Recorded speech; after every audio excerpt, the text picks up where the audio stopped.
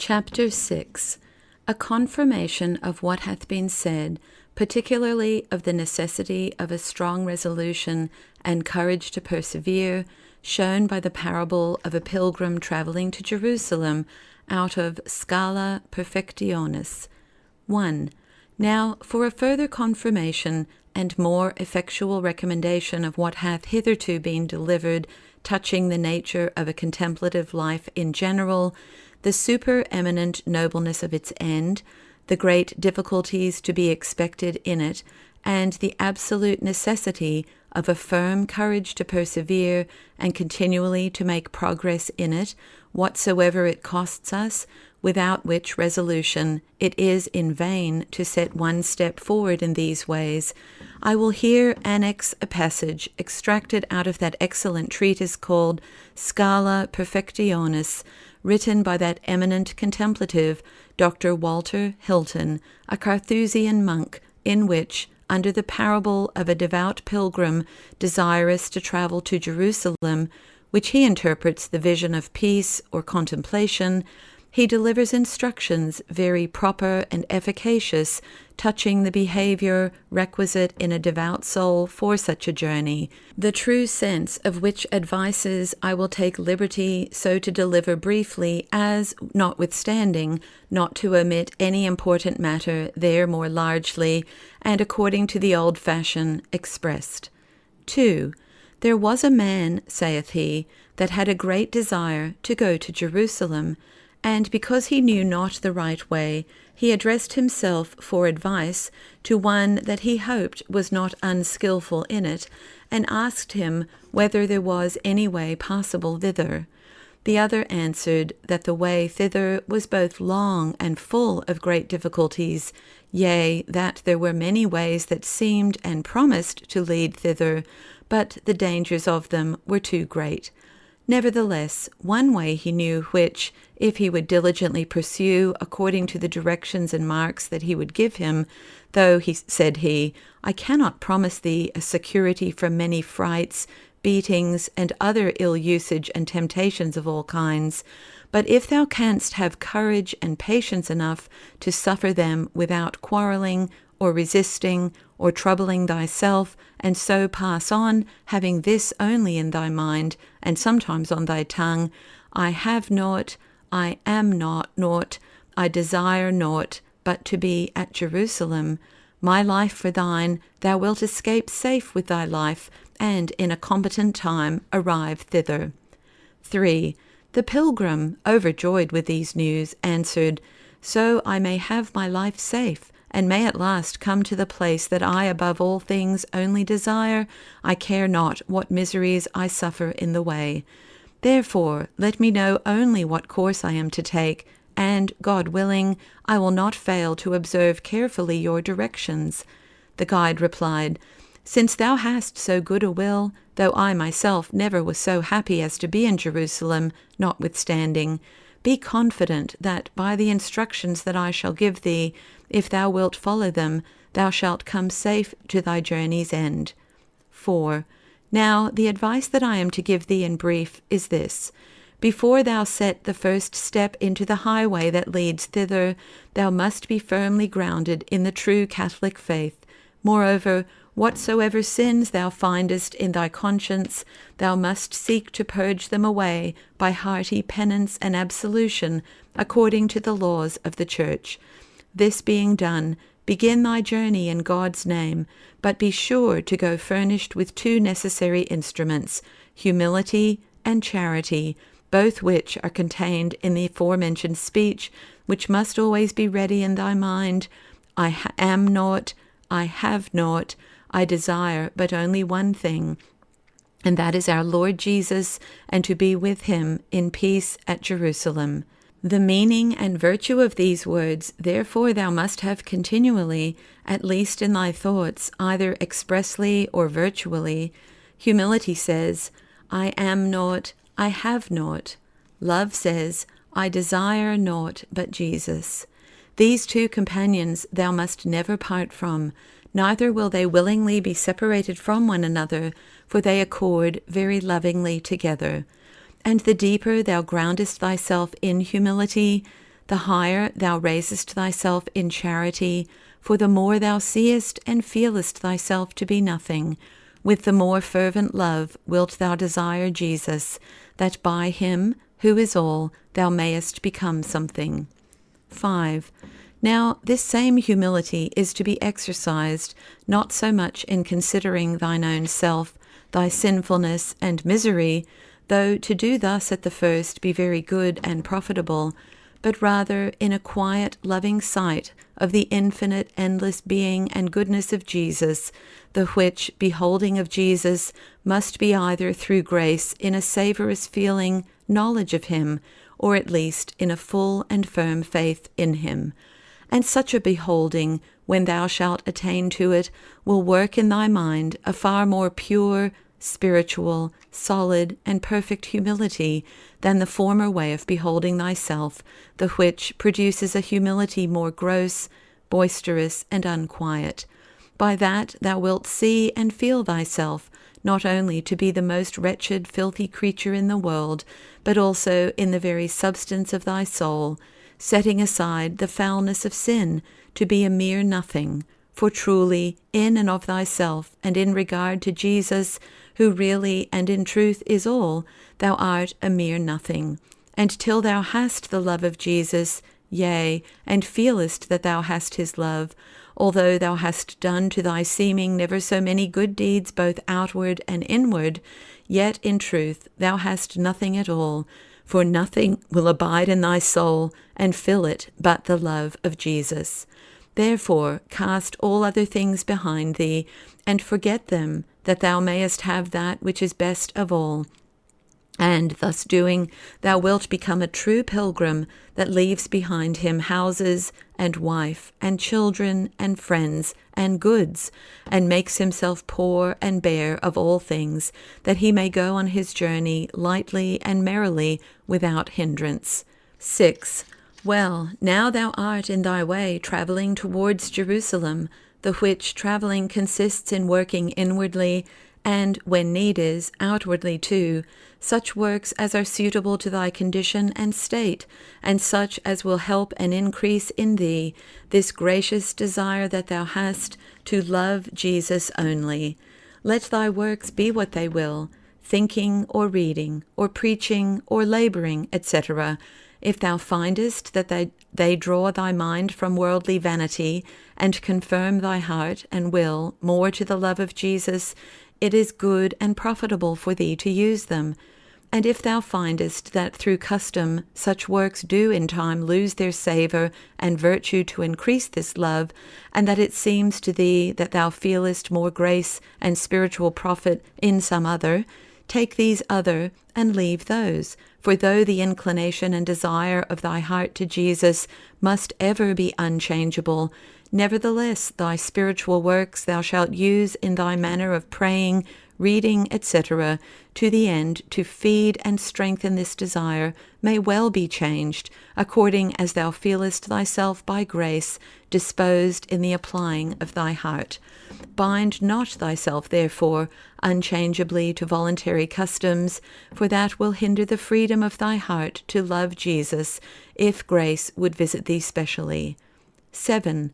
Before thou hast made many steps in the way, thou must expect a world of enemies of several kinds, that will beset thee round about, and all of them will endeavour busily to hinder thee from going forward. Yea, and if they can by any means, they will, either by persuasions, flatteries, or violence, force thee to return home again to those vanities that thou hast forsaken. For there is nothing grieves them so much as to see a resolute desire in thy heart to love Jesus, and to travail to find him. Therefore they will all conspire to put out of thy heart that good desire and love in which all virtues are comprised. 8. Thy first enemies that will assault thee will be fleshly desires and vain fears of thy corrupt heart, and with these there will join unclean spirits that, with sights and temptations, will seek to allure thy heart to them, and to withdraw it from Jesus. But whatsoever they say, believe them not, but betake thyself to thy old, only secure remedy, answering ever thus, I am naught, I have naught, and I desire naught, but only the love of Jesus, and so hold forth on thy way, desiring Jesus only. 9. If they endeavour to put dreads and scruples into thy mind, and would make thee believe that thou hast not done penance enough as thou oughtest for thy sins, but that some old sins remain in thy heart not yet confessed, or not sufficiently confessed and absolved, and that therefore thou must needs return home and do penance better before thou have the boldness to go to Jesus, do not believe a word of all that they say, for thou art sufficiently acquitted of thy sins, and there is no need at all that thou shouldst stay to ransack thy conscience, for this will now but do thee harm, and either put thee quite out of thy way, or at least unprofitably delay thy travailing in it. 10. If they shall tell thee that thou art not worthy to have the love of Jesus, or to see Jesus, and therefore that thou oughtest not to be so presumptuous to desire and seek after it, believe them not, but go on and say, It is not because I am worthy, but because I am unworthy, that I therefore desire to have the love of Jesus. For if once I had it, it would make me worthy. I will therefore never cease desiring it till I have obtained it. For it only was I created, therefore, say and do what you will, I will desire it continually. I will never cease to pray for it, and so doing I hope to obtain it. 11. If thou meetest with any that seem friends unto thee, and that in kindness would stop thy progress by entertaining thee, and seeking to draw thee to sensual mirth by vain discourses and carnal solaces, whereby thou wilt be in danger to forget thy pilgrimage, give a deaf ear to them, answer them not. Think only on this, that thou wouldest fain be at Jerusalem. And if they proffer thee gifts and preferments, heed them not, but think ever on Jerusalem. 12. And if men despise thee, or lay any false calumnies to thy charge, giving thee ill names, if they go about to defraud thee or rob thee, yea, if they beat thee and use thee despitefully and cruelly, for thy life contend not with them, strive not against them, nor be angry with them, but content thyself with the harm received, and go on quietly as if naught were done, that thou take no further harm. Think only on this, that to be at Jerusalem deserves to be purchased with all this ill usage or more, and that there thou shalt be sufficiently repaired for all thy losses, and recompensed for all hard usages by the way. 13. If thine enemies see that thou growest courageous and bold, and that thou wilt neither be seduced by flatteries, nor disheartened with the pains and troubles of thy journey, but rather well contented with them, then they will begin to be afraid of thee. Yet for all that, they will never cease pursuing thee. They will follow thee all along the way, watching all advantages against thee, and ever and anon they will set upon thee, seeking either with flatteries or frights to stop thee, and drive thee back if they can. But fear them not, hold on thy way, and have nothing in thy mind but Jerusalem and Jesus, whom thou wilt find there. 14. If thy desire of Jesus still continues and grows more strong, so that it makes thee go on thy ways courageously, they will then tell thee that it may very well happen that thou wilt fall into corporal sickness, and perhaps such a sickness as will bring strange fancies into thy mind, and melancholic apprehensions. Or perhaps thou wilt fall into great want, and no man will offer to help thee, by occasion of which misfortunes thou wilt be grievously tempted by thy ghostly enemies, the which will then insult over thee, and tell thee that thy folly and proud presumption have brought thee to this miserable pass, that thou canst neither help thyself, nor will any man help thee, but rather hinder those that would. And all this they will do to the end to increase thy melancholic and unquiet apprehensions, or to provoke thee to anger or malice against thy Christian brethren, or to murmur against Jesus, who, perhaps for thy trial, seems to hide his face from thee. But still neglect all these suggestions as though thou heardest them not. Be angry with nobody but thyself. And as for all thy diseases, poverty, and whatsoever other sufferings, for who can reckon all that may befall thee? Take Jesus in thy mind, think on the lesson that thou art taught, and say, I am naught, I have naught, I care for naught in this world, and I desire naught but the love of Jesus, that I may see him in peace at Jerusalem. 15.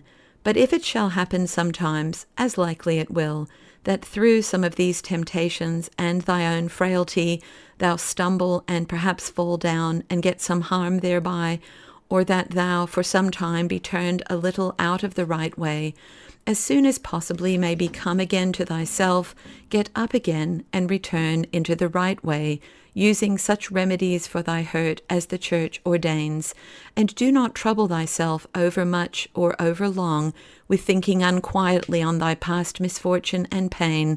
Abide not in such thoughts, for that will do thee more harm and give advantage to thine enemies. Therefore, make haste to go on in thy travail and working again, as if nothing had happened. Keep but Jesus in thy mind, and a desire to gain his love, and nothing shall be able to hurt thee. 16. At last, when thine enemies perceive that thy will to Jesus is so strong that thou wilt not spare neither for poverty nor mischief, for sickness nor fancies, for doubts nor fears, for life nor death, no, nor for sins neither, but ever that forth thou wilt go on with that one thing of seeking the love of Jesus, and with nothing else, and that thou despisest and scarce markest anything that they say to the contrary, but holdest on in thy praying and other spiritual works, yet always with discretion and submission, then they grow even enraged, and will spare no manner of most cruel usage. They will come closer to thee than ever before, and betake themselves to their last and most dangerous assault, and that is to bring into the sight of thy mind all thy good deeds and virtues, showing thee that all men praise thee, and love thee, and bear thee great veneration for thy sanctity, etc. And all this they do to the end to raise vain joy and pride in thy heart. But if thou tenderest thy life, thou wilt hold all this flattery and falsehood to be a deadly poison to thy soul, mingled with honey. Therefore, away with it, cast it from thee, saying, thou wilt have none of it, but thou wouldest be at Jerusalem. 17. And to the end, to put thyself out of the danger and reach of all such temptations, suffer not thy thoughts willingly to run about the world, but draw them all inwards, fixing them upon one only thing, which is Jesus. Set thyself to think only on him, to know him, to love him, and after thou hast for a good time brought thyself to do thus, then whatsoever thou seest or feelest inwardly that is not he will be unwelcome and painful to thee, because it will stand in thy way to the seeing and seeking of him whom thou only desirest. 18. But yet, if there be any work or outward business which thou art obliged to do, or that charity or present necessity requires of thee, either concerning thyself or thy Christian brother, fail not to do it.